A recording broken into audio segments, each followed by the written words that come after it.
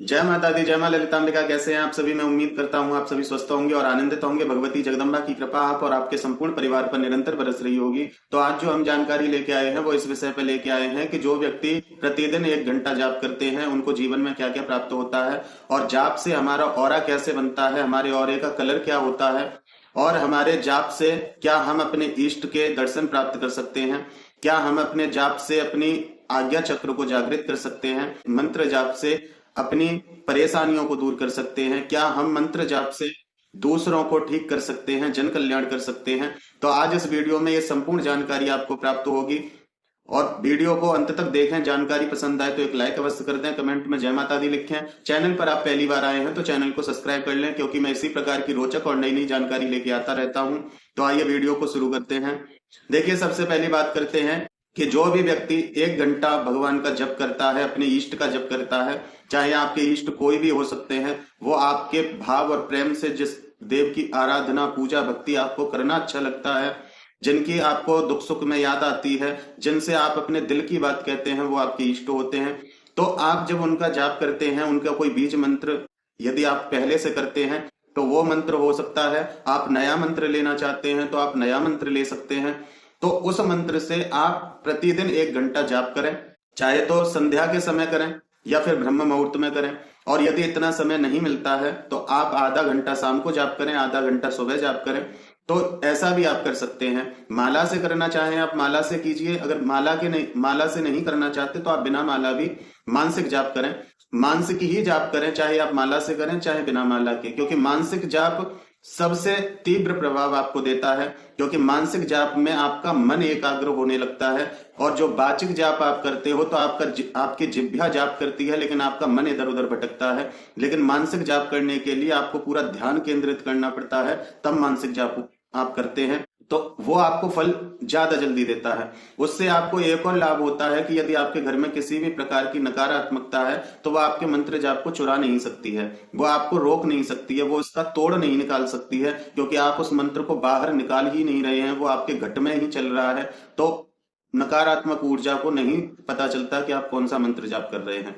आपके पीछे किसी भी प्रकार की तंत्र क्रिया है या किसी तांत्रिक की दृष्टि आपके ऊपर है तो उसको भी आपके जाप का पता नहीं चलता है। अब उन लोगों की मैं बता दूं जो लोग कहते हैं कि हमारे शरीर में ही यदि किसी प्रकार की नकारात्मकता हो तो उसका क्या होगा। तो देखिए, जब आप मंत्र जाप करेंगे तो वो जो नकारात्मकता है वो धीरे धीरे उस जाप से उसको जलन होने लगती है। कुछ आपको थोड़ी बहुत परेशानी होगी यदि आपके शरीर में नकारात्मकता है। वो परेशानी आपको क्यों होगी? वो इसलिए होगी क्योंकि जब आप मंत्र जाप करेंगे तो आपके उस जाप की ऊर्जा से जो वो नकारात्मक शक्ति आपके अंदर बैठी है उसको जलन होने लगती है, वो जलने लगती है। उसके जो तमस्व उसके अंदर भरा है जिससे वो प्रेत योनि में है, तो वो तमस्व उसका नष्ट होने लगता है, वो धीरे धीरे सात्विक होने लगती है और उसकी मुक्ति हो जाती है। आपको थोड़ा कष्ट का सामना करना पड़ सकता है, क्योंकि आपको चिड़चिड़ापन आपका बढ़ जाएगा, आपको गुस्सा आएगा, आपका मन नहीं करेगा जाप करने का, आपको बहुत गलत गलत विचार आएंगे, आपको परेशानी का सामना करना पड़ेगा। लेकिन आप मंत्र जाप से खुद ठीक हो सकते हैं। तो आप मानसिक जाप करें। जो आपके घर में नकारात्मकता है उसका भी आप समन कर सकते हैं। तो सबसे पहले बात करते हैं कि आप 1 घंटा जाप करना आपने प्रारंभ कर दिया, कुछ नहीं आपको करना, एक दीपक जला लीजिए, क्योंकि दीपक साक्षी होना चाहिए आपके जाप का। एक दीपक जला के आप बैठ जाइए और अपने इष्ट के बीज मंत्र का जाप कीजिए, मानसिक जाप कीजिए। अब उससे देखिए क्या होता है, जब भी हम मंत्र जाप करना शुरू करते हैं तो वो जाप हमारे चक्रों में भरने लगता है। चक्रों में कहां से? जैसे कि कुछ लोग कहते हैं नाभि चक्र से भरता है, कुछ लोग कहीं से। तो देखिए, ऐसा नहीं होता है। जाप हमारा मूलाधार से ही चलता है, क्योंकि नाभि चक्र से मतलब स्वादिष्ठान से भरेगा तो मूलाधार का तो इसका मतलब उसमें ऊर्जा ही नहीं है। तो ऐसा नहीं है, मूलाधार से ही हमारा जब चलता है। वहां आपको ब्रह्मचर्य का पालन करना आवश्यक है, क्योंकि यदि आप ब्रह्मचर्य का पालन करेंगे तो आपको लाभ जल्दी देखने को मिलेगा। जो ऊर्जा है वो आपकी वेस्ट नहीं होगी, और जब उस ऊर्जा को आप बाहर नहीं निकालेंगे, वो आपके अंदर ही सीमित रहेगी, तो वो आपको जल्दी फल देने में कारगर होगी।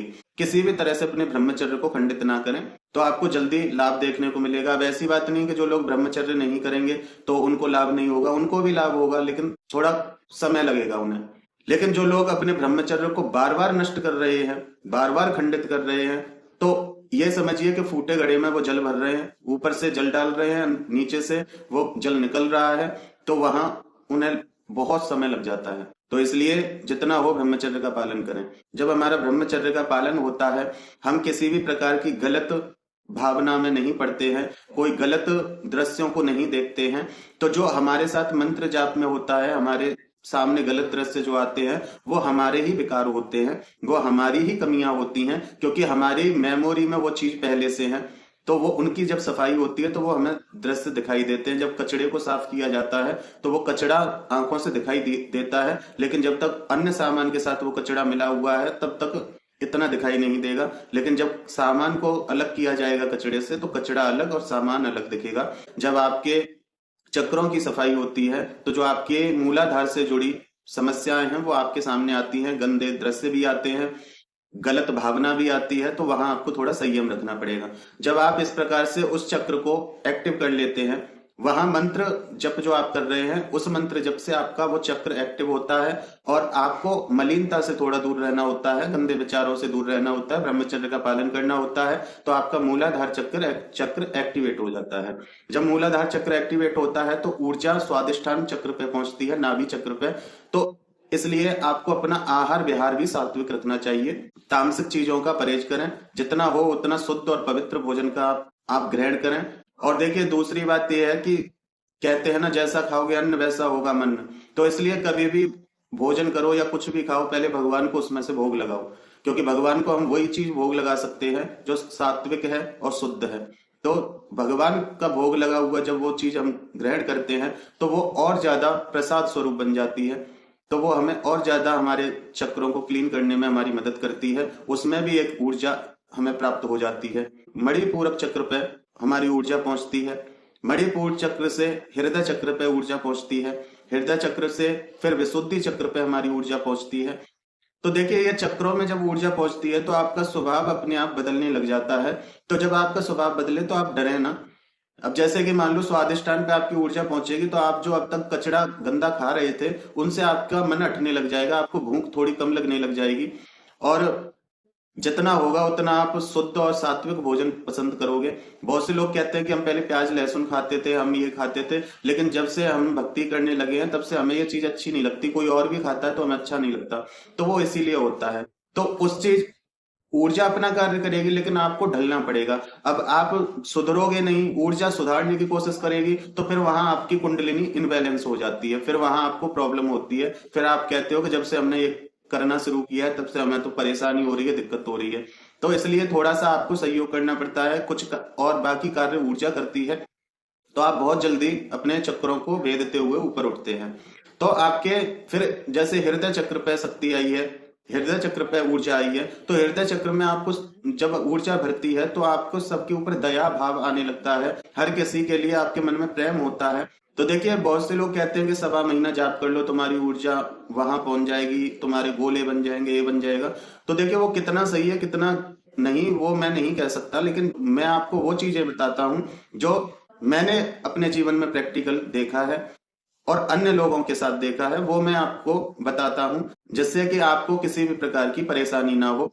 विशुद्धि चक्र पे जब ऊर्जा पहुंचती है तो अब जब तक आप अपनी वाणी को शुद्ध नहीं करेंगे, गाली गलौज करते हैं, किसी को उल्टा सीधा बोलते हैं, तो वहां आपके विशुद्धि चक्र पे ही काम होता रहेगा जब तक आप अपने विकारों को नहीं दूर करोगे, जब तक आप अपनी वाणी को शुद्ध नहीं करोगे। लेकिन जब आपकी वाणी शुद्ध हो जाती है, आप सौम्य हो जाते हैं, आप किसी को गलत नहीं बोलते, आप किसी का दिल नहीं दुखाते हैं अपनी वाणी से, तो आपका विशुद्धि चक्र भी शुद्ध हो जाता है। फिर आप जो कहते हैं वो सत्य होने लग जाता है। फिर आपके आज्ञा चक्र पे वो शक्ति पहुंचती है, आज्ञा चक्र पे ऊर्जा पहुंचती है आपके मंत्र जाप की। आज्ञा चक्र पे बहुत से लोगों को स्पंदन होने लगता है, ये आईब्रो के बीच में जहां हम तिलक लगाते हैं वहां पे लोगों को फड़कन महसूस होने लगती है। तो इसका मतलब ये है कि आपकी जो मंत्र आप जाप कर रहे हैं, जो आपके मंत्र की ऊर्जा है वो आपके आज्ञा चक्र पर है। आज्ञा चक्र से फिर सहस्त्रार के लिए ऊर्जा चलती है, सहस्त्रार चक्र पे ऊर्जा पहुंचती है, सहस्त्रार चक्र पे पहुंचकर वो धक्का लगाती है ऊर्जा बाहर निकलने के लिए, और जब वो बाहर निकलने के लिए कोशिश करती है तो आपके सहस्त्रार का जो द्वार है वो खुल जाता है, और जब वो खुलता है। अब तक जो आप जाप कर रहे थे वो ऊर्जा आपके शरीर में कार्य कर रही थी, वो आपको अंदर से क्लीन कर रही थी, लेकिन फिर आपके सहस्त्रार से जब वो ऊर्जा निकलती है तो सहस्त्रार से निकल के फिर वो आपके ऑरे को बनाती है। जितना आप जाप करते हैं, क्योंकि आपके अंदर वो जाप नहीं ठहरेगा अब, क्योंकि अब आपके अंदर तो क्लीनिंग हो चुकी है, लेकिन यदि आप फिर भी उन्हीं चीजों में लिप्त होंगे तो आपका ऑरा कमजोर होगा, क्योंकि वहां तक ऊर्जा नहीं पहुंचेगी, तो इसलिए वो कमजोर होगा। जितना आप सात्विक और जितना पवित्र और जितना अच्छे प्रकार से रहेंगे, उतने ही जल्दी आपके उस मंत्र का प्रभाव आपको जीवन में देखने को मिलता है। अब ये मुझे कहना नहीं आता कि आपको सवा महीने में ये दिख जाएगा, कि आपको 10 दिन में ये दिख जाएगा। तो देखिए, ऐसा मैं नहीं कह सकता, ये आपके भाव के ऊपर डिपेंड करता है, और आप कितनी जल्दी अपनी उन विकारों से लड़ते हैं, कितनी जल्दी उस ऊर्जा को कार्य करने देते हैं, कितनी जल्दी आप उस चीज में ढलते हैं, तो ये सब डिपेंड करता है। दूसरी बात ये है कि देखिए, जब हम मंत्र जाप करते हैं तो सबसे पहले हमें अपने मन को एकाग्र करना पड़ता है, और जब तक मन एकाग्र नहीं होगा तब तक ध्यान कहीं चलेगा, मंत्र कहीं चलेगा, मन कहीं चलेगा, तो वहां आपको फिर उसका लाभ मिलने में समय लग जाता है।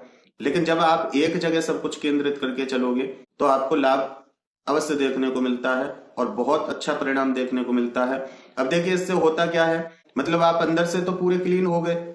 जब सहस्त्रार से आपके ऊर्जा निकल रही है, आपका ऑरा बन रहा है, तो इसका मतलब ये है कि आप अंदर से क्लीन हो। जो आप फिर आगे जाप कर रहे हैं वो आपके सहस्त्रार से निकल के आपके ऑरे को मजबूत कर रहा है, तो इसलिए आपके अंदर तो किसी भी प्रकार की नकारात्मकता नहीं हो सकती। तो वो व्यक्ति, पहली बात तो, किसी भी प्रकार के स्वप्न दोष का शिकार नहीं बनता है, वो अपने ब्रह्मचर्य का पालन करना सीख जाता है। उस व्यक्ति के चेहरे पर एक अलौकिक तेज आने लगता है, उसको दृश्य दिखाई देने लगते हैं, उसकी वाणी पवित्र हो जाती है। जब हृदय से कनेक्ट होके जब वो अपनी वाणी से कुछ बोलता है तो वो सत्य होता है। अब बात करते हैं आपके ऑरे का रंग क्या है, कैसे पता चलेगा। तो बहुत से लोग चेक कराते हैं अपने ऑरे को, क्योंकि अब आपको अपने मंत्र पे भरोसा होना चाहिए और अपने जाप पे भरोसा होना चाहिए, तो आपका ऑरा किसी को चेक करने की आवश्यकता नहीं पड़ती है। यहाँ जाप करने वाले दो तरह के लोग हो सकते हैं। एक तो वो लोग हो सकते हैं कि बस हमने तो लाभ सुन लिया, बस अब हमें तो करना है। एक वो लोग हो सकते हैं जो निस्वार्थ जाप करते हैं, अपने इष्ट का जाप करना चाहते हैं। तो देखिए, उनको बहुत कुछ मिल सकता है। निस्वार्थ के लिए हर शक्ति खड़ी होती है, क्योंकि वो उसकी इच्छा जानना चाहती है कि इसकी इच्छा है क्या, ये हमसे क्या चाहता है। लेकिन जो पहले से ही, जिसकी इच्छा ये है कि हमारे साथ तो ये हो जाए, तो फिर वहां उसकी परीक्षा हो जाती है कि इसको ये शक्ति प्राप्त हो जाएगी तो ये इसका सही पालन करेगा या नहीं करेगा, क्योंकि इस अपने ऊपर इसका कंट्रोल नहीं है। तो इसलिए कोई भी इच्छा ना रखें आप, बिना इच्छा के ही आप निस्वार्थ भाव से जाप करते रहेंगे तो आपको सब प्राप्त होगा।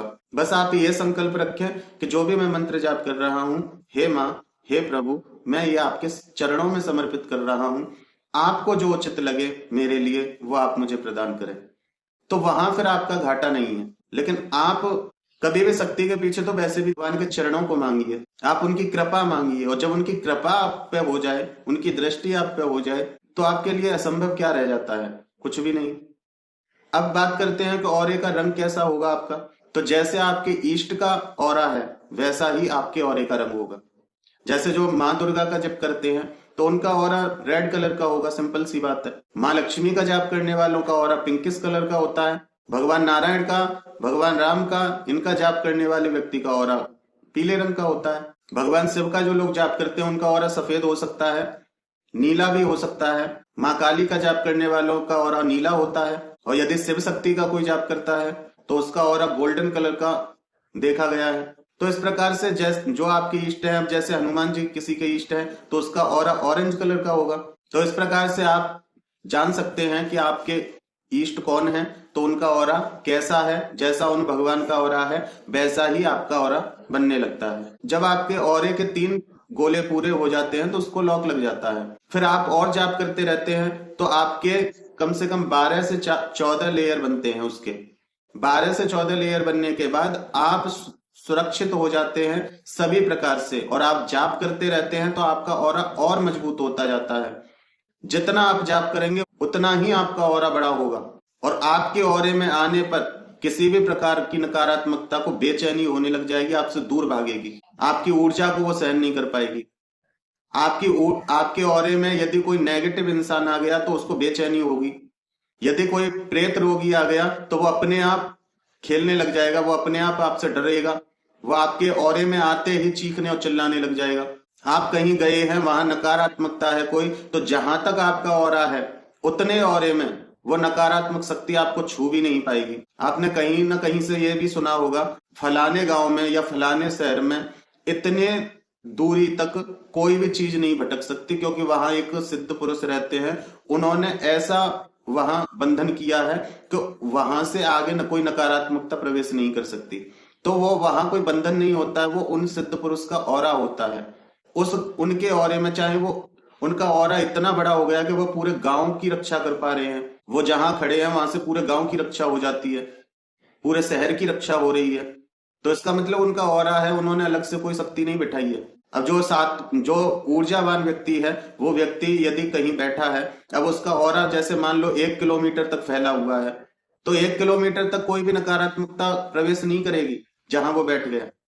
जिस घर में बैठ गया उस घर में किसी भी प्रकार की, जब तक वो व्यक्ति है, कोई भी नकारात्मक ऊर्जा वहां प्रवेश नहीं करेगी, क्योंकि उसका ऑरा है। उसके ऑरे में आते ही जल जाएगी, उसकी शक्तियां नष्ट हो जाएंगी, उसको परेशानी होगी, उसको पीड़ा होगी, तो इसलिए वो आपसे दूर ही रहती है। अब जिनके घर में किसी भी प्रकार की नकारात्मकता है, जब आप मंत्र जाप करते रहते हैं, आपके शरीर के चक्रों में आपकी ऊर्जा भरती है, ऊर्जा भरने के बाद सहस्त्रार से वो बाहर निकल रही है, आपके ऑरा बन रहा है, और ऑरा बनते बनते बनते बनते इतना बड़ा ऑरा आपका हो जाता है कि पहले आप जहां बैठते थे उतनी जगह में कोई चीज नहीं आ सकती थी, फिर आप जहां बैठे हैं उस रूम में कोई चीज नहीं आ सकती, फिर पूरे घर में कोई चीज नहीं आ सकती, आपके घर का भी एक ऑरा बन जाता है, जहां आप रहते हो वो जगह सुरक्षित हो जाती है। तो इसलिए मैं शुरू से आप लोगों को एक ही चीज समझाते हुए आया था कि खुद ऐसे योद्धा बन जाओ कि सामने वाले को 10 बार सोचना पड़े आपके ऊपर वार करने से पहले। दुनिया के चक्कर लगाने से कुछ नहीं होगा, जब तक कहते हैं ना खुद के मरे स्वर्ग नहीं दिखता। तो इसलिए खुद इस लायक बनो, खुद ऐसे योद्धा बनो, और आपकी लड़ाई है, आप खुद लड़ो उससे, किसी दूसरे की आपको जरूरत ही ना पड़े, अपना पैसा ना गवाना पड़े। तो अपने ऑरे को मजबूत कर लीजिए, किसी दूसरे के ऑरे में जाओ अपने प्रेत को लेकर के, वहां तो वो सब चीज की हाँ करता है, लेकिन आपके घर में आके फिर वो ड्रामा करेगा, आपको परेशान करेगा। उसके ऑरे की वजह से उसने वहां तो सब चीज मानी। तो इसलिए अपने ऑरे को ऐसा बना लो कि आपके घर में ही कोई प्रवेश ना कर पाए, आपके घर के चारों तरफ ऐसा ऑरा बन जाए कि कोई कुछ भी करता रहे, चाहे कोई तंत्र करता रहे, चाहे कोई प्रेत आए, चाहे कुछ भी हो, आपके ऊपर कोई प्रभाव ही ना पड़े। आप एक समय पे अपनी तो रक्षा करोगे ही, अपने परिवार की भी रक्षा कर लोगे। आपके घर में जो प्रेत है उनको आपको भगाना नहीं पड़ेगा, आपके ऑरे से, आपकी ऊर्जा से वो दूर भागेंगे, खुद ही अपना बोरिया बिस्तर समेट लेंगे कि भाई इसके साथ रहे तो हमारी मुक्ति हो जाएगी, भाग लो यहाँ से, या फिर हमारी सारी शक्तियां नष्ट हो जाएंगी, कहीं इसने हमें अपने बस में कर लिया और हमसे कार्य कराए। फिर तो खुद कोई भी शक्ति किसी के बंधन में नहीं रहना चाहती। इस प्रकार से आप जाप कर सकते हैं, और 1 घंटा रोज जाप करेंगे तो आपको बहुत दिव्य दिव्य अनुभव भी होते हैं। लेकिन मन में बस एक ही बात है कि आप भगवान को ये ना समझें कि बस हम उनको एक चार्जिंग पॉइंट ना समझें कि हम ये करेंगे और इससे हमें ये प्राप्त होगा। आप उनके चरणों की रज मांगिए, आपको सब कुछ प्राप्त होता है। जहां भगवान के चरण कमल है वहां फिर किसी और चीज की आवश्यकता है। भगवती के लिए भी बोला जाता है, देवी पूज पद कमल तुम्हारे, सुर नर मुनि सब हों सुखारे, कि तुम्हारे चरणों में ही सब कुछ है। जो इनको पूजता है उसको जीवन में कोई दुख मिलता ही नहीं। तो इसलिए अपने जाप के ऊपर पूर्ण विश्वास रखिए। 1 घंटा रोज मानसिक आप जाप कीजिए, चाहे माला से चाहे बिना माला के। आपको बहुत कुछ लाभ प्राप्त होंगे, बहुत ज्यादा। आप खुद दूसरों को ठीक कर दोगे, आप किसी की भी हीलिंग कर दोगे। अपनी आंखों से ही आप किसी प्रेत को ऊपर उठा सकते हैं। अब बहुत से लोग कहेंगे कि आंखों से कैसे उठाएंगे, तो देखिए मैं आपको बताऊं। जैसे कोई व्यक्ति है, अब आप अपनी नजरों से उसको देख रहे हैं, यदि आपकी नजरों में प्रेम है, उसके अंदर का भी प्रेम जागेगा, वो भी आपकी तरफ मुस्कुरा देगा। आपके आंखों में गुस्सा है तो वो भी गुस्सा दिखाएगा कि मुझे आप क्यों दिखा रहा है। तो जिस व्यक्ति के अंदर प्रेत होता है और आपके अंदर पॉजिटिविटी है, ऊर्जा है, तो आप जब किसी प्रेत रोगी को आंख दिखाते हैं तो आपकी जो वो ऊर्जा है पॉजिटिव, मतलब उस नेगेटिव ऊर्जा को वो आंख दिखा रही है, तो नेगेटिव तो है ही वो तो बहुत जल्दी उठ के ऊपर आएगा। चीखेगा चिल्लाएगा, और जब वो पूरी तरह से ऊपर उठ के आ जाएगा, वो आपके ऑरे को तो खंडित नहीं कर पाएगा, बल्कि वो आपके ऑरे के अंदर आ जाता है, तो फिर उसको बड़ी बेचैनी होती है। फिर वो आपसे माफी मांगता है कि मुझे छोड़ो, मुझे परेशानी हो रही है, मैं कभी नहीं आऊंगा, मैं चला जाऊंगा, बस मुझे माफ कर दो। इस प्रकार से वो प्रार्थना करने लगता है। आप किसी की हीलिंग कर सकते हो, बहुत कुछ हो सकता है। पर आप ये चीज मन में मत सोचना कि हमें ये करना है। ये तो मैंने आपको लाभ बताए हैं, क्योंकि कलयुग के व्यक्तियों को, चाहे मैं ही क्यों ना हूं, जब तक किसी चीज का हमें बेनिफिट नहीं पता होगा, तब तक हम उस कार्य को क्यों करेंगे। हम ये समझेंगे कि हम अपने समय को वेस्ट कर रहे हैं। तो ये तो मैंने आपकी नॉलेज के लिए आपको ये बात बताई है कि आप क्या क्या कर सकते हैं, लेकिन आपको यह चीज नहीं करनी है। आपको केवल भगवती या भगवान के चरण कमलों की रज ही मांगनी है, और खुद इस लायक बनना है। जितना जल्दी आप अपने विकारों को छोड़ते हुए मंत्र जाप के साथ, अपनी ऊर्जा के साथ आप आगे बढ़ोगे, उतनी ही जल्दी आप सब कुछ करने में सक्षम हैं। सिंपल सी बात है, आप 1 घंटा जाप करें। 1 घंटा लगातार नहीं कर सकते तो सुबह शाम जाप करें आधा घंटा, आपको जाप का फल जरूर प्राप्त होगा। अब देखिए, भाव को भाव कैसे भी आप करिए, लाभ तो होगा, लेकिन थोड़ा प्रेम के साथ करेंगे और विश्वास के साथ करेंगे तो आपको सोच से भी ज्यादा प्राप्त हो जाता है। तो मैं उम्मीद करता हूं कि आपको मेरे द्वारा दी हुई जानकारी पसंद आई होगी। जानकारी पसंद आई है तो एक लाइक अवश्य कर दें, कमेंट में जय माता दी लिखें। चैनल पर आप पहली बार आए हैं तो चैनल को सब्सक्राइब कर लें, क्योंकि मैं इसी प्रकार की रोचक और नई नई जानकारी लेके आता रहता हूं।